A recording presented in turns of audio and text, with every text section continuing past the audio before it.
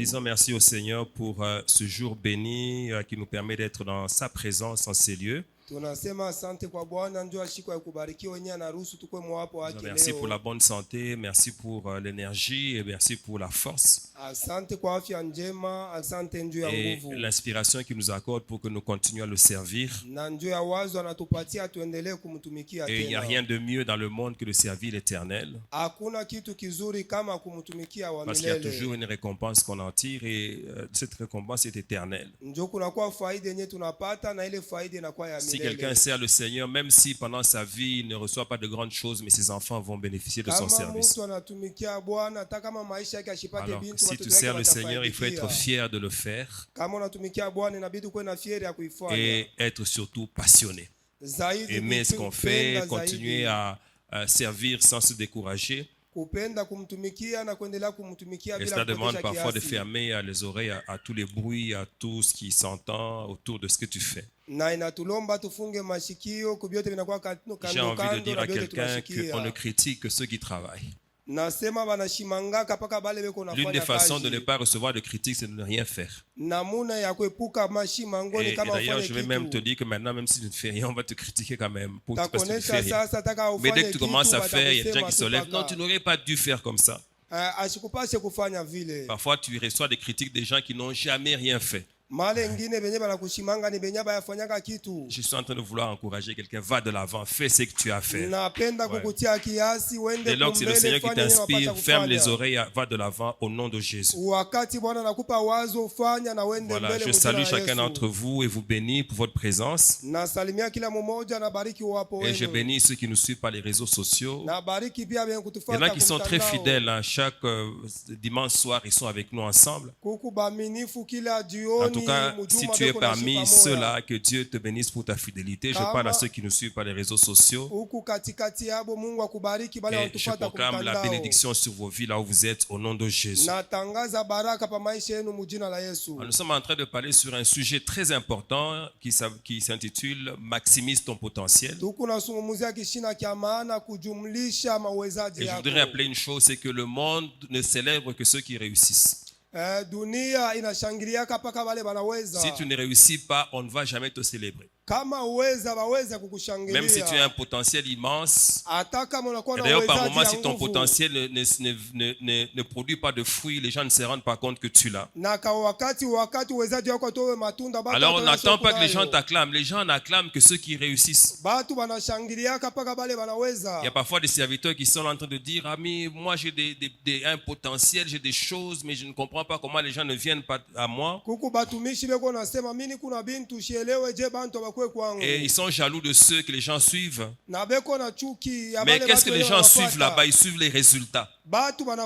Ce sont les résultats qui attirent. Même si tu as un grand potentiel, tant qu'il n'y a pas de résultats, eh bien, les gens ne vont pas te célébrer. Mais dès que tu produis de grands résultats, tu verras que cela va attirer honneur, richesse et gloire dans ta vie. C'est pour cela que le Seigneur prend du temps pour te parler. Il est en train de te dire, tu as un potentiel, il sait que tu as un potentiel. Parce que c'est lui qui l'a investi en toi. Mais il te dit, il faut maximiser, il faut travailler. Si tu ne fais pas le travail que tu as fait, eh bien tu risques de mourir avec ce potentiel. Et on a vu des gens avec un grand potentiel, mais ils sont morts pauvres. Ils sont morts dans l'anonymat. Peut-être parce qu'ils n'ont pas été enseignés, et peut-être aussi parce qu'ils n'ont pas osé faire quelque chose. Et c'est pour cela que nous avons pris tout ce temps, nous continuons à le faire pour que quelqu'un se réveille et qu'il maximise son potentiel. Alors nous avons commencé à parler de diverses règles. Aujourd'hui, je ne vais pas revenir là-dessus, je ne vais pas commencer dès le commencement. Aujourd'hui, je vais aller à partir de la règle sur laquelle nous avons chuté la fois dernière. Je parle de la règle de la planification. ou de la programmation. Donc il faut planifier ce qu'on a fait. Dieu t'a parlé, tu as compris ce que tu as fait. Tu connais exactement le chemin que tu dois parcourir. Tu sais à quel endroit tu dois travailler. Tu imagines la grandeur dans ta vie. Oui, tu vois que tu seras un grand prophète. Tu vois que tu seras un pasteur d'une très grande assemblée. Tu vois que tu seras gestionnaire d'une grande entreprise. Pas seulement gestionnaire, mais propriétaire surtout. Tu vois ça, même parfois dans tes rêves, tu le vois. Et tu te projettes même dans l'avenir. Et même d'ailleurs dans tes déclarations, on peut sentir que tu sais que tu es appelé à la grandeur. Tu sais ça. Mais ce qu'il y a à faire pour que ça marche, c'est qu'il faut que tu programmes cela. Que tu planifies de quelle manière tu vas procéder. Il faut que tu détermines les différentes étapes par lesquelles tu vas passer pour que tu arrives au résultat que tu as vu. Quelles sont ces étapes-là? Elles doivent être claires et doivent être définies. Et tu dois savoir que tu dois faire telle chose à telle période et telle autre à telle autre période. Et quand on parle de la planification ou de la programmation, on fait allusion aux chiffres.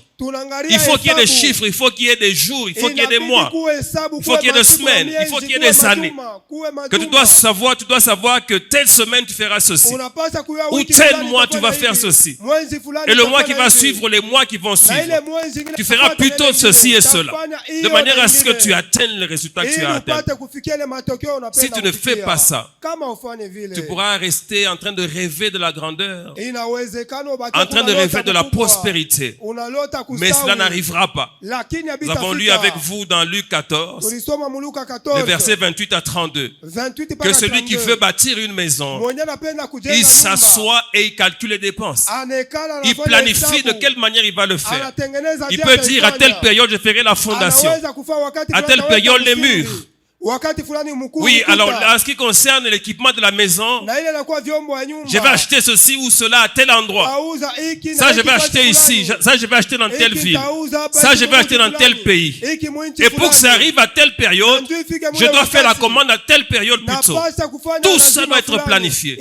Sinon, tu peux rester pendant des années en train de construire une maison qui ne s'achève pas. Et c'est comme ça que quelqu'un peut commencer alors qu'il a l'argent. Une maison aujourd'hui, elle a fini 20 ans après. Alors qu'il y avait moyen d'aller plus vite. Et quand tu es en train de construire une maison, quand tu reçois l'argent, tu dois savoir comment l'affecter pour que la maison évolue. Tu ne fais pas de dépenses de n'importe quelle manière. Celui qui a un projet, lorsqu'il reçoit l'argent, il sait quelle part de l'argent qu'il reçoit affectée à ce projet.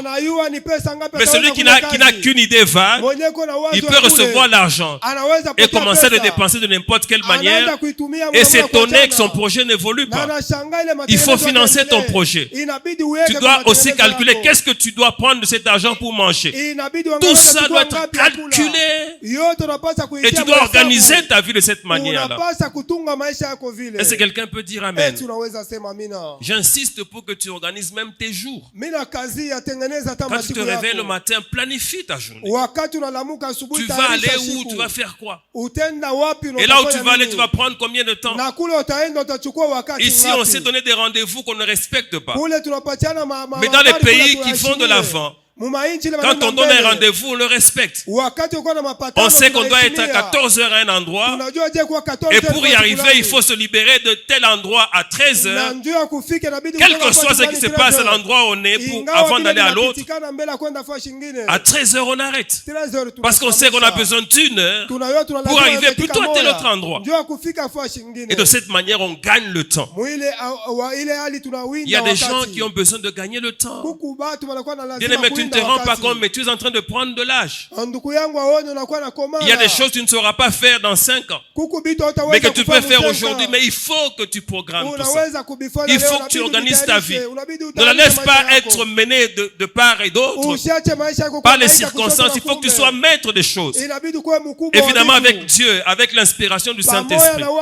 Maîtrise ta vie, organise ta vie, planifie les choses. Est-ce que quelqu'un peut dire Amen? Tu peux même planifier à quel moment tu vas te marier. Planifier ça, même si finalement c'est Dieu qui dispose. Mais au moins propose. Essaye de commencer à organiser. Et puis c'est vrai que la volonté de Dieu est la volonté souveraine de Dieu là-dedans. Mais ne laisse pas les choses comme ça en disant non, Dieu lui-même fera. Non, Dieu a besoin que tu sois à l'œuvre. Et la planification demande que le cerveau soit à l'œuvre. Que tu réfléchisses, que tu t'assoies, que tu écrives ce que tu as écrit. Que ce soit clair dans ton esprit. Et plusieurs chrétiens n'utilisent pas leur cerveau. Ils disent seulement non, Dieu va faire. Non, bien aimé, le cerveau que Dieu t'a donné, c'est pour réfléchir. Dieu demande qu'on renouvelle l'intelligence, mais pas qu'on l'anéantisse. L'intelligence doit fonctionner. Surtout si un jour tu as la responsabilité d'être un pasteur. Il faut que tu organises les choses. Il faut que tu planifies ce que tu as à faire. Tu ne peux pas travailler et réussir dans le ministère pastoral en désordre. Même le ministère de prophète, même les autres ministères. Il faut organiser les choses. Il faut planifier les choses. C'est en ce moment-là que tu pourras réussir. Et que tu pourras atteindre le maximum de ton potentiel. Est-ce que quelqu'un peut dire Amen? Alors, lorsqu'on a planifié, la règle qui suit, c'est la règle de l'action. On a planifié. Maintenant, il faut agir.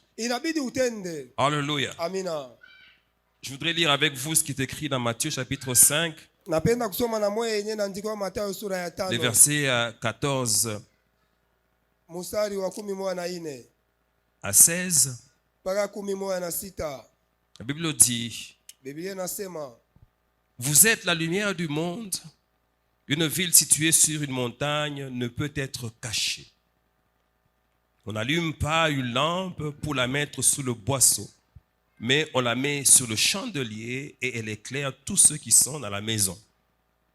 Que votre lumière luise ainsi devant les hommes, afin qu'ils voient vos bonnes œuvres et qu'ils glorifient votre Père qui est dans les cieux. Que les gens voient votre lumière. Vous avez planifié. Il ne faut pas qu'après la planification, vous en restiez en des déclarations. Dieu attend que vous soyez maintenant à l'œuvre. Il vous a inspiré. Il vous a révélé ce qu'il avait à vous révéler. Il vous a connecté avec les personnes qui peuvent vous aider. Vous avez planifié ce qu'il y a à faire. Là, il faut agir, il faut être à l'œuvre. Et là, c'est là que Dieu attend plusieurs. Et que les choses n'évoluent pas pour la plupart. Parce qu'ils n'évoluent pas dans l'action. Ils ne bougent pas, ils sont au même endroit. Pendant des années au même endroit. En train de continuer à déclarer qu'ils vont faire. Mais plusieurs ne font rien. On a dit qu'en Afrique, il y a beaucoup d'exemples de gens qui font des chants avec leurs doigts. Quelqu'un va dire, bon voilà, on lui donne un terrain, il va dire, bon, je vais faire un grand champ ici. Alors voilà, ce que je vais faire, je vais commencer par cet espace ici. Je vais commencer quelque chose de petit.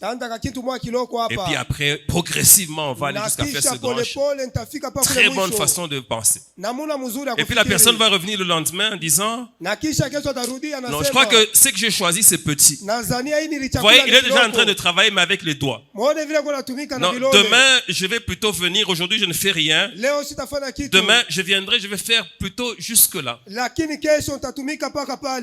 Et voilà, donc c'est comme ça, là, je vais aller plus vite. Le jour qui vient, ça va venir. Ah, moi, j'avais pensé faire ça, mais je trouve que c'est petit.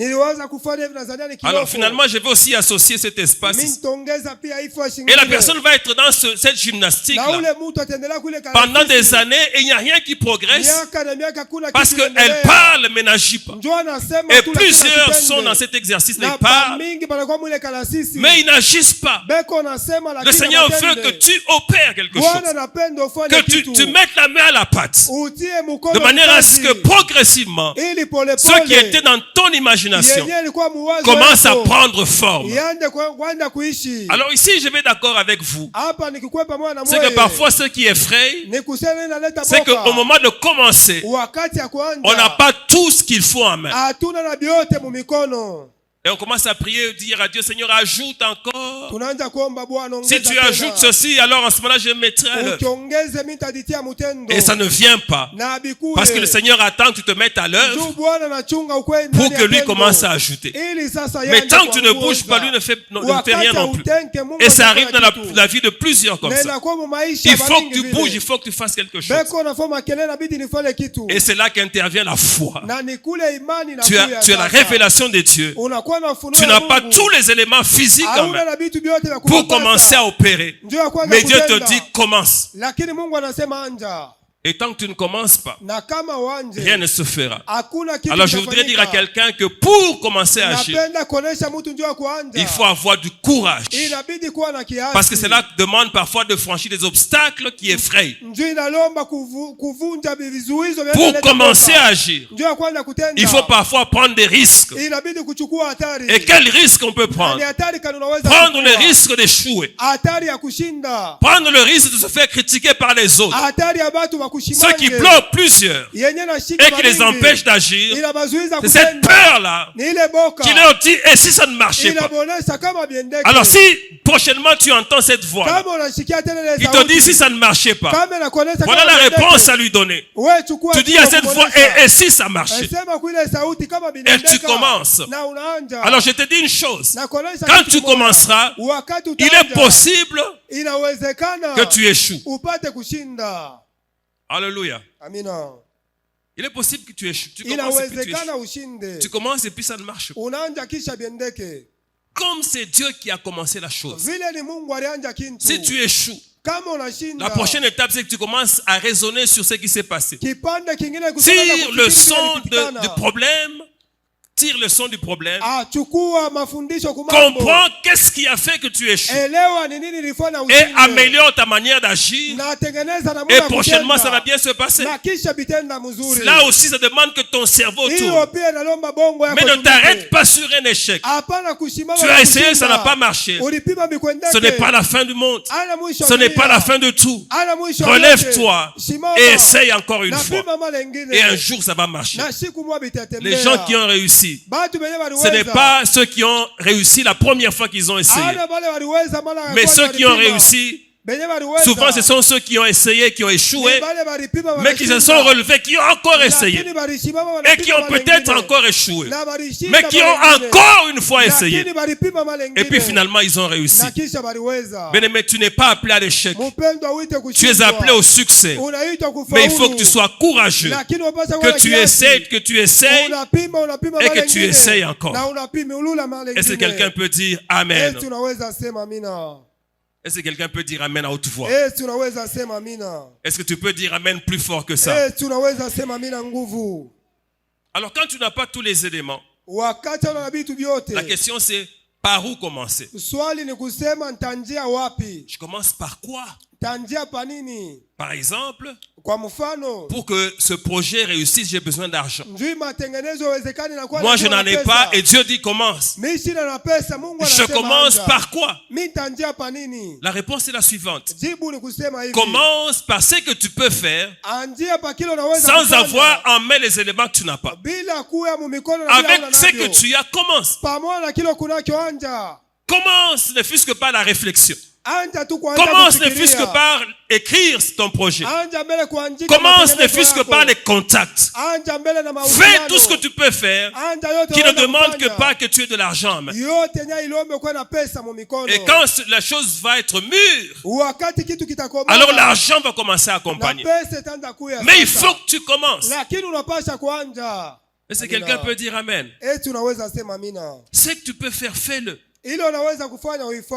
Parler de ton projet, ça ne demande pas de l'argent. Contacter des gens, ça ne demande pas beaucoup d'argent.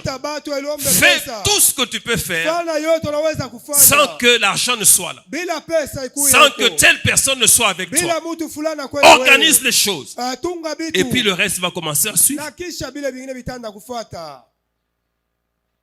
Quelqu'un veut se marier. D'ailleurs, je vais partir au départ. Dieu t'a déjà parlé de la personne que tu dois épouser. Tu es là en train de prier. Et ça fait des mois que tu pries. Bientôt des années. Tu n'oses même pas t'approcher de la personne.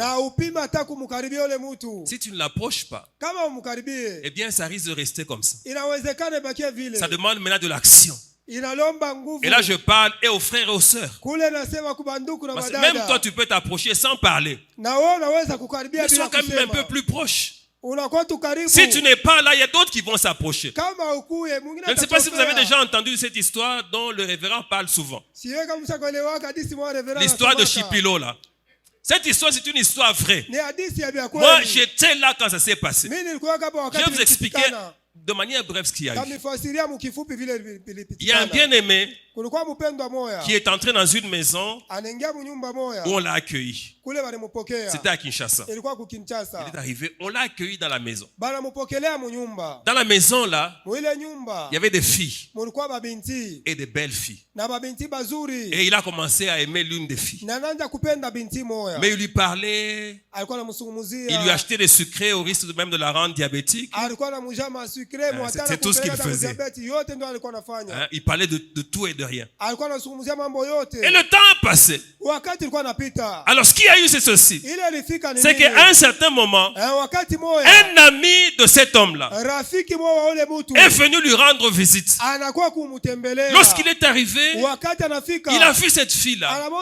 Il a été intéressé. Et il a été très rapide. Il a parlé. Et puis l'histoire s'est montée. Le visiteur là n'était pas au courant. L'histoire s'est montée, ça mûrit. Et puis elle est arrivée à la prédote. Alors un jour, il s'est rendu compte que la fille était partie. Il s'est fâché. Alors c'est comme ça que un pasteur a commencé à lui parler comme en parabole. On était réunis un jour, le pasteur dit, je vais vous parler de l'histoire de quelqu'un qui s'appelle Chipilo. En fait, il savait ce qui se passait, mais il a pris ça en parabole. Il y avait un homme qui était dans une maison, qui était là en train de parler avec une fille, mais il ne disait pas des choses concrètes. Puis un jour, l'un de ses amis est venu lui rendre visite. Il a parlé à la fille a accepté. Et puis un jour, pendant qu'il est allé se promener, la prédote a eu lieu. Alors Chipilo, lorsqu'il rentre à la maison, il trouve du sucré et tout. Et finalement, il décide de parler. Et au lieu même de parler à la fille, il va parler aux parents. Il dit, voilà, je suis en train d'aimer votre fille. Ah, les parents se tiennent à tête. Chipilo, on parle. Tu n'as rien dit. Est-ce que tu as vu les sucrés là? Elle est venue pour prédoter. L'affaire est finie. Chipilo est devenu malade. Alors le pasteur qui donnait la parabole lui dit, voilà, j'ai fini ce que j'avais à dire. Il est allé même dormir. C'est après qu'on s'est rendu compte que ce n'était pas une parabole vraiment comme ça. Il a décrit ce qui se passait là. C'est ça l'histoire de Chipilo. Au lieu de parler, toi tu es toujours là avec la Bible. Lisons Psaume. Lisons Genèse. Quelqu'un va venir parler. Il est nécessaire de parler. Est-ce que quelqu'un peut dire Amen? Toi, si Dieu t'a dit que ton fiancé c'est celui-là, il est dans la chorale, entre dans la chorale. Apprends, chanter ça s'apprend. Est-ce que quelqu'un peut dire Amen? Amina. Tu entres, tu commences à chanter, même mal au départ, mais tu vas finir par bien chanter. Mais fais quelque chose, bien-aimé. Sois là après qu'il te voit. Quand il regarde ailleurs, il ne t'a pas encore bien vu. Et puis pour qu'il te voit bien, bon, de temps en temps, tu te maquilles aussi bien, non? Il ne faut pas venir toujours habillé comme une sœur qui vient de la montagne tous les jours. Le frère là ne te verra pas. Arrange-toi, viens un peu bien là. Tenue là bien. Il va te voir et peut dire, tiens, mais celle-ci je ne la voyais pas. Et voilà, la chose va commencer. Mais agis, ne sois pas bloqué là. Il y a un temps pour toutes choses. Il y a un temps pour prier. Et il y a un temps aussi pour agir. Il ne faut pas continuellement prier alors qu'il y a un temps où tu dois opérer quelque chose. Tu dois être à l'œuvre, tu dois être sur terrain pour que ton projet la réussisse. Est-ce que quelqu'un peut dire Amen? Dans ton ministère, fais quelque chose. Organise les choses et commence. Ne sois pas en train de prier en disant un jour vous verrez. Bien aimé, si tu continues comme ça, on ne verra rien jusqu'à ce que tu meurs. Bouge, fais quelque chose. Il est probable qu'en agissant tu te trompes. Par exemple, si Dieu te dit que tu as l'onction pour guérir les malades, bien aimé, commence à prier pour les malades. Et même sois courageux.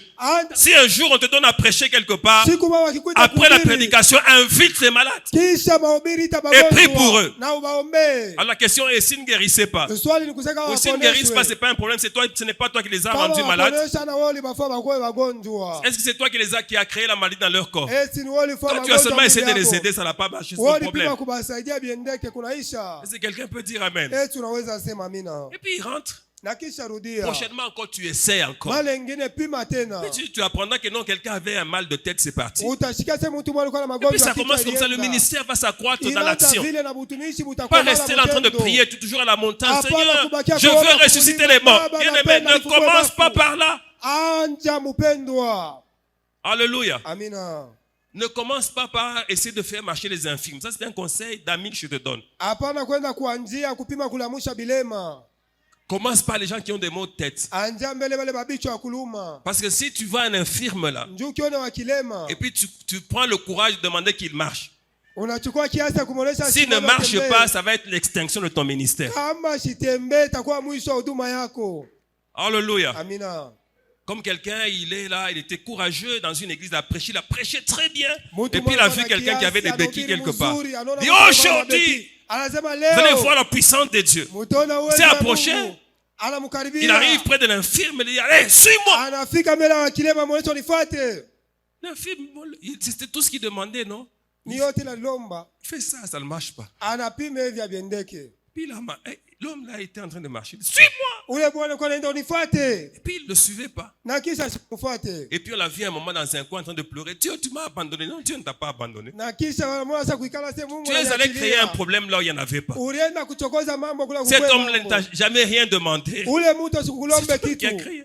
Il ne faut pas commencer par là. Commence par ce par quoi tu peux commencer. C'est que tu peux faire selon le niveau que tu as aujourd'hui. Fais ça. Et puis tu vas croire dans ta grâce. Et tu sauras plus tard faire des choses plus grandes. Si tu as un business à faire, une petite affaire, n'attends pas d'avoir $10,000 pour commencer. Si tu as $300, commence dans ton affaire. Commence quelque chose, bien aimé. Et Dieu va faire croître ça entre tes mains. Quand Dieu veut bénir quelqu'un, lui demande qu'est-ce que tu as dans tes mains. Et c'est à partir de là que Dieu commence à opérer. Mais il faut que tu fasses quelque chose. Alléluia. Si tu es inactif dans cette salle, si tu es du genre de ceux qui ne font rien, c'est à toi que ce message s'adresse aujourd'hui. Tu ne peux pas être là dans une assemblée, dans une vie. Tu as déjà 30 ans. Et tu es en train de dire, j'attends mon temps. Quel est le temps que tu attends?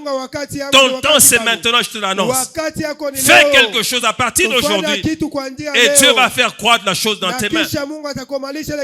Agis, bien-aimé. Et commence par ce par quoi tu peux commencer. Et dès que tu as commencé, fais quelque chose chaque jour. Quelque chose. Pour que ce projet aille de l'avant. Une petite ou une grande. tous les jours, sois sûr que tu fais quelque chose. Et tu verras que tu commences à bâtir une brique après une brique. Et ce projet va commencer à prendre forme. Ce qui était comme une petite entreprise va devenir une grande entreprise.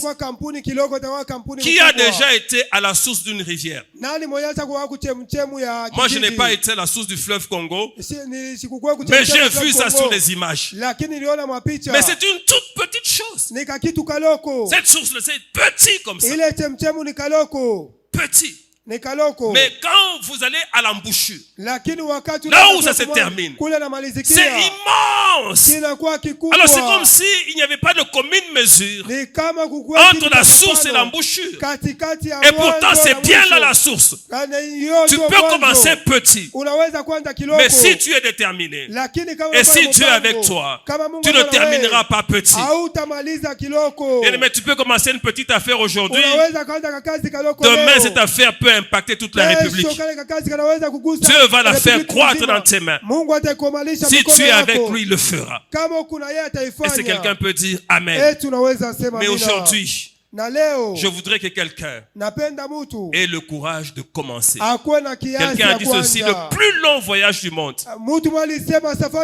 commence toujours par un premier pas. Un premier pas, même si on est en train d'aller loin. Fais quelque chose. Tu as programmé, tu as prié, tu as quelques éléments en main. Avec ce que tu as en main, commence. Alléluia. Et je vais te dire une chose, ça je te garantis.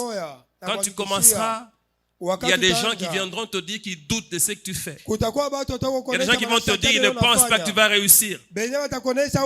Mais sois déterminé jusqu'à la fin. Et tu verras que tu vas réussir. N'écoute pas les gens qui te découragent. Les décourageurs, il y en a toujours beaucoup. Mais si Dieu te soutient, tu vas finir par arriver à bon port. Et tu verras que le jour où tu vas réussir, même ceux qui te décourageaient au départ, ils vont célébrer eux aussi le succès dans ta vie. Parce que c'est ça la loi de Dieu. Quand il y a le succès, tout le monde acclame. Même si c'est hypocritement, mais les gens acclament. Est-ce que quelqu'un peut dire un grand Amen? Commence quelque chose. Est-ce dans ton ministère? Est-ce une affaire? J'ai en train de parler du mariage tout à l'heure. Tu as un peu d'argent, commence à acheter déjà des choses. Au lieu de gaspiller l'argent en plusieurs choses. Commence déjà à acheter ce que tu peux acheter. Tu es un homme, commence ne fût-ce que par un lit. Nous avons parfois des jeunes gens très courageux. Il va provoquer une histoire de mariage et puis il pose la question: est-ce que tu as un lit? Il dit oui, par la foi. Par la foi, un lit.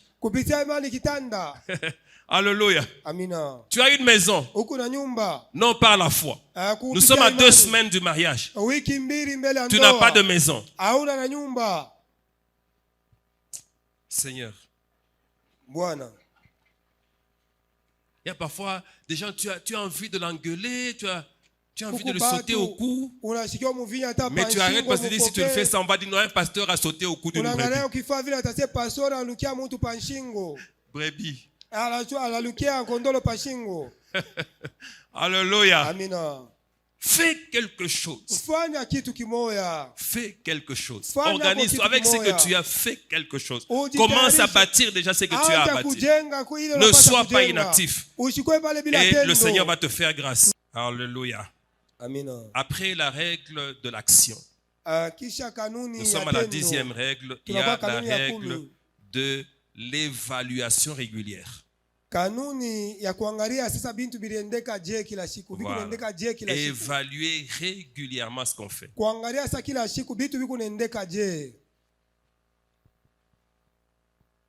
Tu as planifié. Et d'ailleurs, la vérité, c'est que tu ne peux pas évaluer si tu n'as pas planifié. Là où il n'y a pas de chiffre, l'évaluation ne peut pas se faire. Quand tu as juste des idées vagues, non, je ferai. Mais sans chiffre, tu ne peux pas évaluer. Mais lorsque tu as planifié et tu as commencé à agir, il faut régulièrement. N'attends pas 10 ans pour évaluer. Tous les 3 mois, tous les 5 mois, tous les 6 mois, chaque année, quand vient le temps de ton anniversaire, ne te réjouis pas seulement du fait d'avoir ajouté une année. Mais arrête-toi un moment, évalue ta vie. Où vas-tu? D'où viens-tu? Où vas-tu? Qu'est-ce que tu as déjà fait? Qu'est-ce que tu as à faire? Qu'est-ce que tu dois encore accomplir par rapport au projet que tu as? Il faut t'asseoir et évaluer. Est-ce que tu vas de l'avant ou est-ce que tu es au même endroit? Ou bien est-ce que tu es en train de reculer? Si tu utilises les chiffres, tu le sauras. Tu voulais atteindre 10, tu es encore à 2. Après 5 ans, c'est qu'il y a un problème, tu ne vas pas assez vite. Il faut évaluer. Alors en ce moment-là, quand tu as évalué, il y a une sous-règle. C'est la règle de la correction. Donc dès que tu as évalué, dès que tu vois qu'il y a des problèmes, tu corriges immédiatement ce qui est à corriger. N'attends pas d'évoluer jusqu'à ce qu'il y ait des gros problèmes pour essayer de corriger. Corrige dès maintenant. Comme ça, tu te garantis un avenir de succès. Et il faut que tu évalues et que tu le fasses régulièrement. Alléluia. Là, ça demande que tu t'assoies. Ça demande que tu sois calme. Ça demande que tu sois posé. Et ça demande que tu aies un regard sincère. Un regard critique sur ta propre vie. Sur ta propre entreprise. Sur ton propre projet. Est-ce que je suis en train de faire bien les choses? Est-ce que la manière dont je fais les choses est une bonne ou une mauvaise manière? Et quand tu évalues, parfois pour faire la correction, il faut que tu cherches de nouvelles connaissances. Voilà, ça fait 10 ans que j'ai fait les choses de cette manière-ci. Et je ne progresse pas. Est-ce qu'il n'y a pas de nouvelles connaissances dont j'ai besoin? Tu peux même consulter certains qui ont réussi dans le domaine. De manière à ce qu'on te dise, ah non, la manière dont tu procèdes, il y a ceci qui n'est pas bon. Voilà ce qu'il faut faire. Alors en ce moment-là, tu vas corriger ce qui a corrigé. Dans ton ministère, tu corriges. Dans ton mariage, tu corriges. Il ne faut pas laisser le mariage en train de se détruire, juste en train de prier. Pourquoi ce mariage ne marche pas? Si tu t'arrêtes, tu comprendras. Qu'est-ce qu'il y a chez moi? Qu'est-ce qu'il y a chez l'autre? Et tu peux corriger ce qui a corrigé. Et tu remets la stabilité dans ton mariage. Est-ce que quelqu'un peut dire Amen? Le monde évolue. Et maintenant, le monde évolue très vite. Celui qui ne se met pas à jour dans ses connaissances, il aura beaucoup de peine pour avoir du succès. Et je voudrais ajouter une information importante.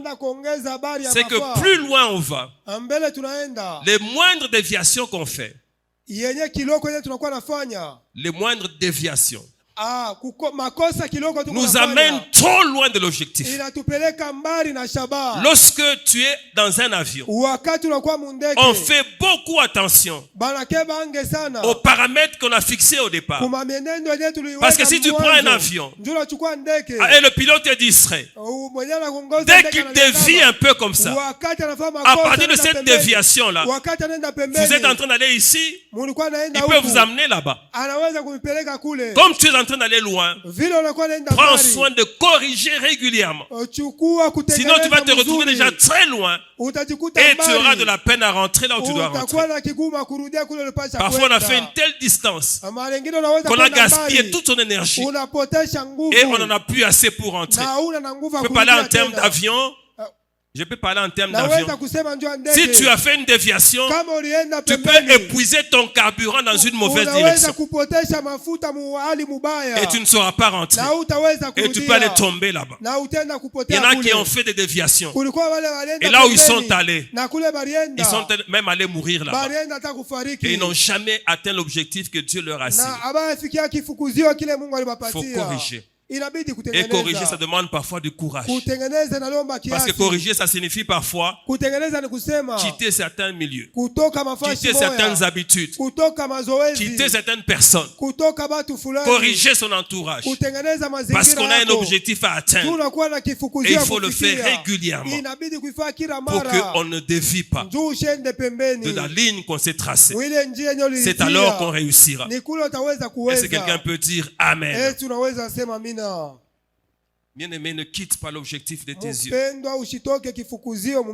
On m'a enseigné une chose. Pas vraiment enseigné, on m'a dit une chose. Que les gens qui marchent sous les cordes, les gens qui marchent sur les cordes, on place une corde à un poteau et puis à un autre.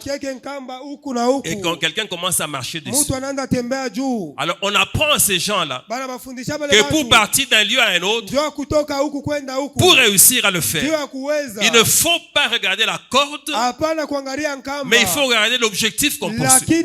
C'est de cette manière-là qu'on marche correctement sur la corde. Donc tu regardes un objectif. Voilà, je parle de ce poteau vers ce poteau-là.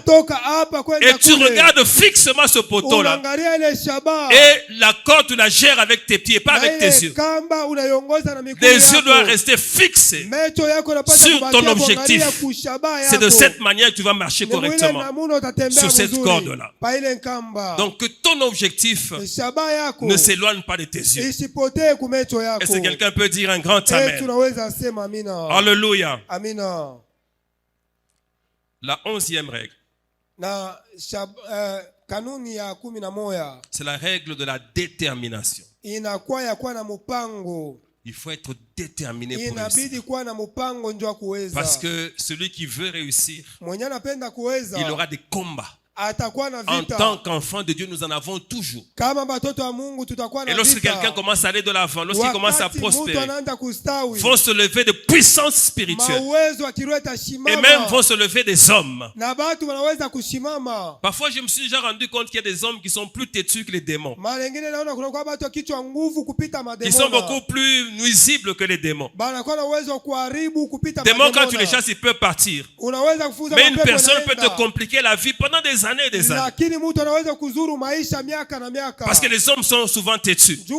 Ceux qui connaissent la délivrance savent même que les esprits humains sortent difficilement. Oui, les esprits humains sortent difficilement.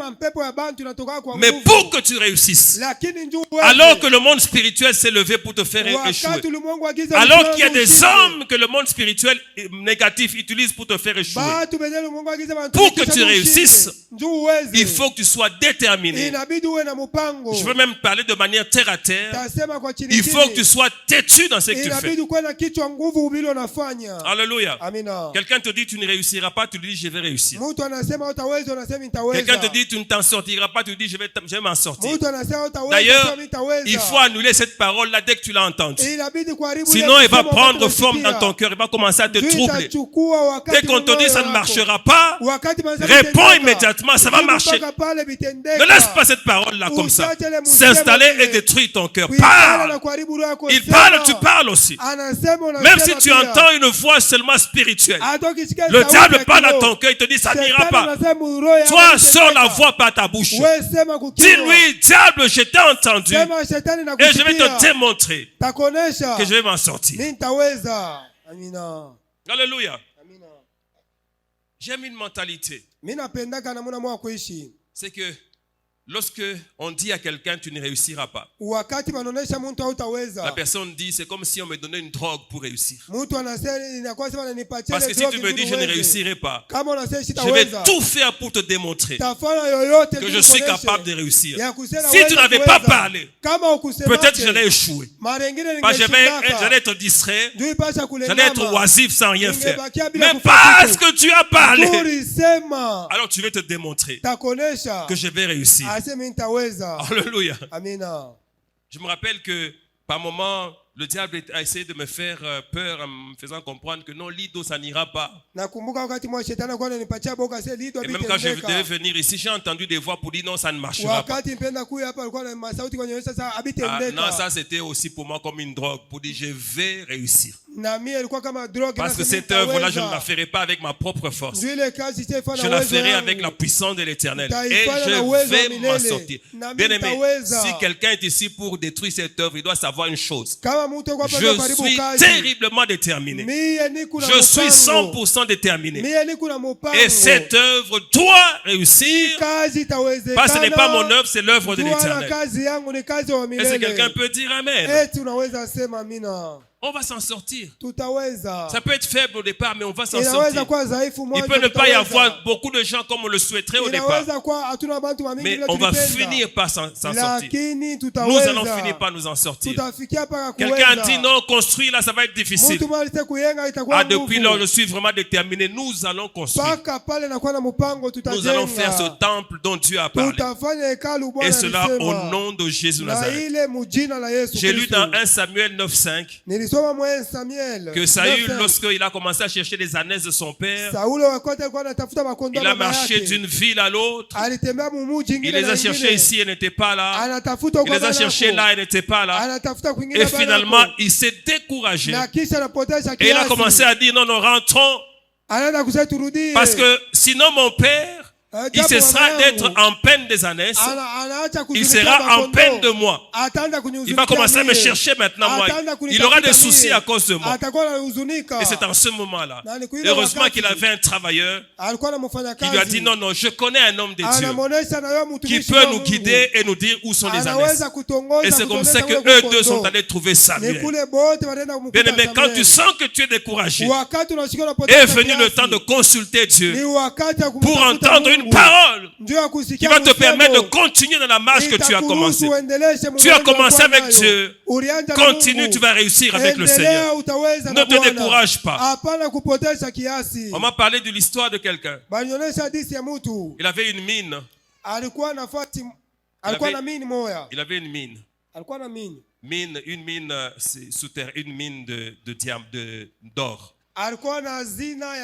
Donc il savait qu'il y avait de l'or là. Il a commencé à creuser. Il a mis tous les engins qu'il fallait la creuser. Creuser. Et puis il s'est fatigué. Il a dit non, non, je suis fatigué. On a mis l'argent, on a investi, mais il n'y a rien qui sort. On dirait qu'il n'y a pas d'or ici. Alors ce que je vais faire, je vais vendre ma mine ici à celui à qui je peux la vendre. Je récolte ce que je peux récolter, puis j'abandonne l'affaire. Et il a cherché un preneur, il en a eu un. Il a récolté un peu d'argent, il est parti. Celui qui a pris la mine là, il a amené aussi ses engins là. Il a creusé seulement 1 mètre. Et il a trouvé un grand filon d'or. Ce filon que l'autre a cherché pendant des années sans le trouver. Ce dernier a fait juste un petit effort. Et il est tombé sur le filon d'or. Il a investi un peu, mais il a récolté beaucoup. Bien aimé, il y en a qui se donnent beaucoup de peine. Ils creusent. Et puis à 1 mètre de l'objectif, il laisse tout tomber. J'ai l'impression que ça ne marche pas. Bien aimé, comme c'est Dieu qui t'a fait commencer, continue à creuser. Même si tu es fatigué, continue à creuser. Même si tu es essoufflé, continue à creuser. Continue à faire ce que tu as fait. Même si tu sens que tu commences à être à bout de souffle, utilise le peu de souffle qui te reste là. Creuse. Il y a un homme de Dieu qui a dit ceci: quand tu es en train d'avancer, rassure-toi que tu continues à avancer. Avance et avance encore. Même si tu es fatigué, continue à pousser à avancer. Avance debout, avance. Avance même à 4 pattes. Avance. L'essentiel, c'est que tu avances. Même en te tirant par terre comme ça. Mais avance quand même. Continue à avancer. Alléluia. Et c'est ainsi que tu vas atteindre le but.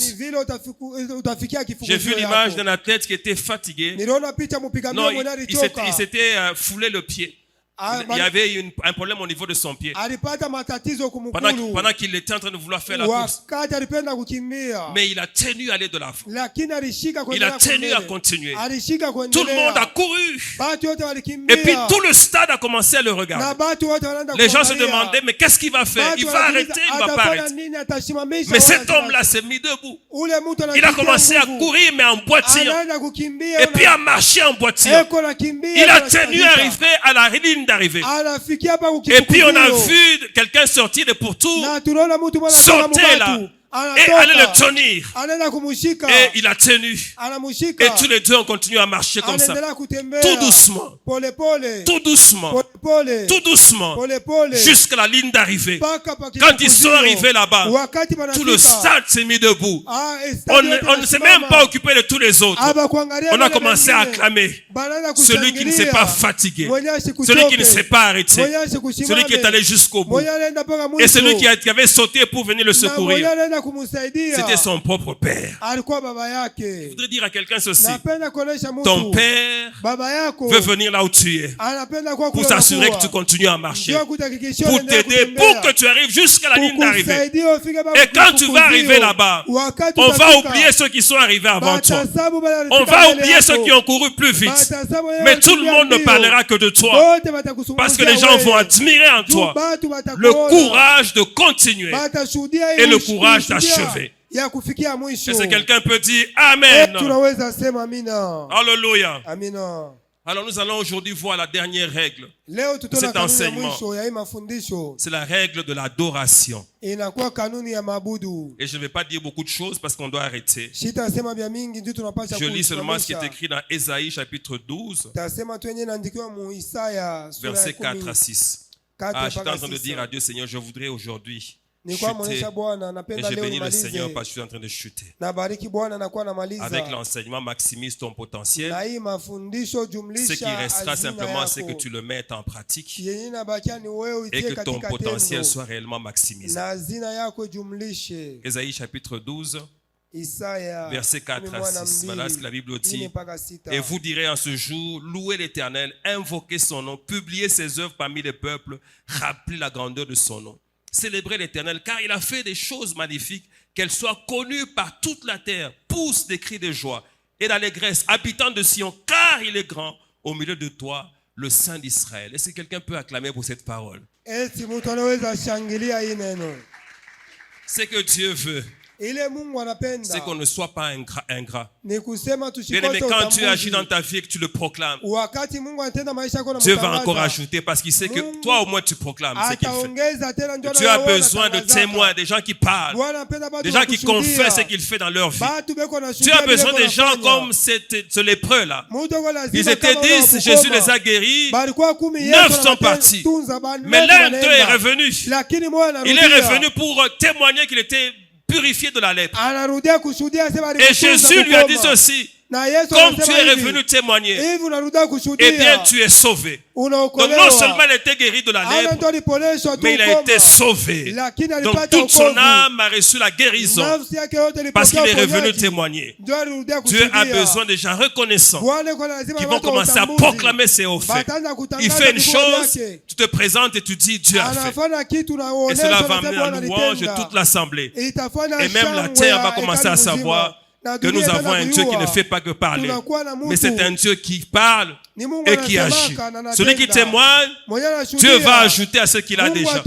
Il va faire encore de plus grandes choses. Il veut que nous appliquions cette loi, la loi ou la règle de l'adoration, pour que notre potentiel soit encore davantage épanoui. Et cela à la gloire de son Saint-Nom. Est-ce que quelqu'un peut acclamer très fort pour l'enseignement? Maximise ton potentiel. Et je sais que tu vas maximiser ton potentiel. Alors quand tu mets en pratique cet enseignement, il y a des gens qui ne vont pas te reconnaître. Les gens vont célébrer la grandeur de Dieu à partir de ta vie. Est-ce que quelqu'un peut commencer à prier Dieu et à lui dire merci? Merci Seigneur pour cet enseignement. Merci pour ce que tu m'as appris. Et tu vas dire à Dieu, Seigneur, merci. Et surtout, aide-moi à le mettre en pratique. De manière à ce que mon potentiel, ce que tu as mis en moi, soit maximisé. Commence à prier le Seigneur. Prie Dieu.